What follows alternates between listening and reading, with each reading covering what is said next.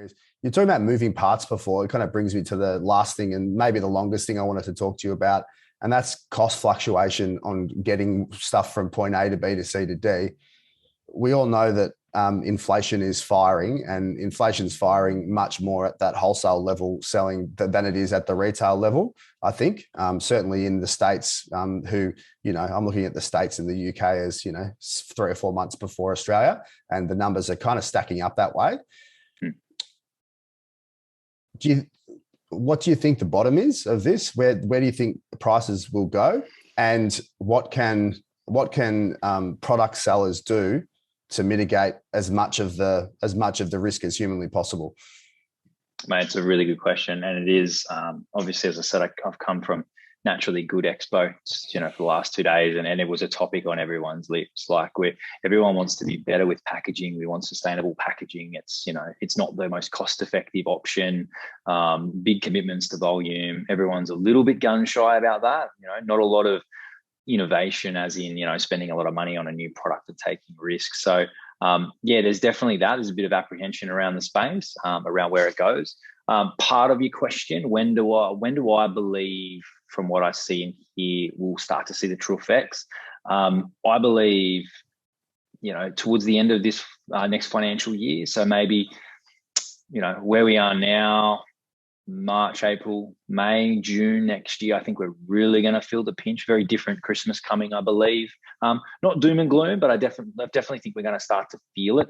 We've had some really detrimental environmental factors happen here with flooding, etc. So we're struggling with a lot of products ourselves. We're struggling to get products in. Our business, all businesses in this country, are heavily reliant on an imported supply chain, whether it's raw materials, whether it's packaging, whether it's all of the above.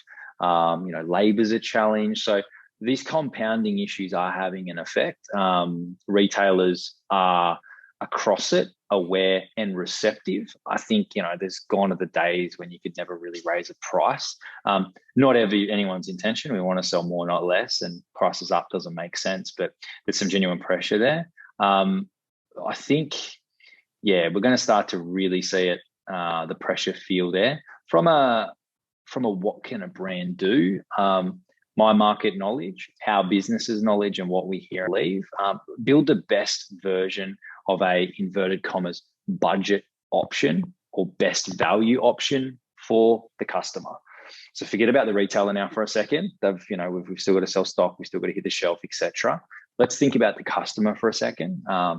We're feeling the price pinch, we're feeling, different things are going up, inflation's happening, etc.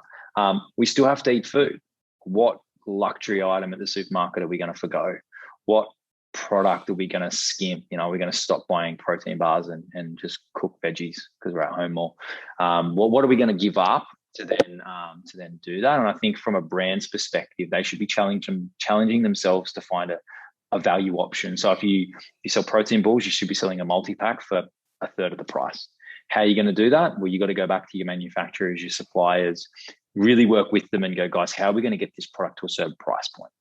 What's that got to look like? We're hearing a lot from all retailers, irrespective of their size, that, they're really looking to double down on the value offers. We're going to see, look to meat section, you're going to see sausages, mince, those kind of core staples, cheaper eating. That's really going to happen. Some of the affluent suburbs are still going to be there, but look, luxury, disposable spend may dip slightly. So what does that look like? What are those products? So if I'm a brand and I've got 400 or 500 doors, and I am something that's replaceable, I am a product that's maybe a luxury, nice to have, etc. Who's a brand I can partner with to collab on a value prop?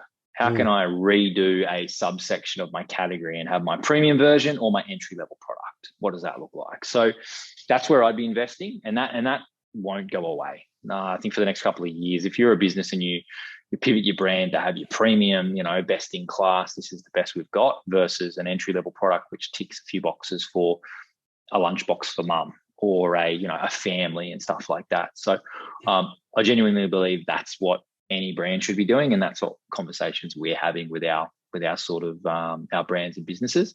And then also, how do we get more bang for buck? So ensuring we're clearly communicating our cost per serve, or if we're a powder product, how many serves you get, what's that equate to, how many days a week am I taking that, to just start to really compartmentalize the customer's spend. If it's $2 a day, okay, yep, probably same price as a coffee or whatever it is. Understanding that to break down the rationale. But yeah, mate, genuinely to answer your question, I believe if you're not looking at a value option and really leveraging that e-commerce that you should have built in the last 2 years, having a direct conversation with your customer, it's the most profitable for the brand. Yeah, you've got to ship it to them, get it. But, we're getting better at that here. But I think if you're not offering a better value option to your customer directly, it's going to be challenging. It's going to be challenging, and those pressures aren't going away.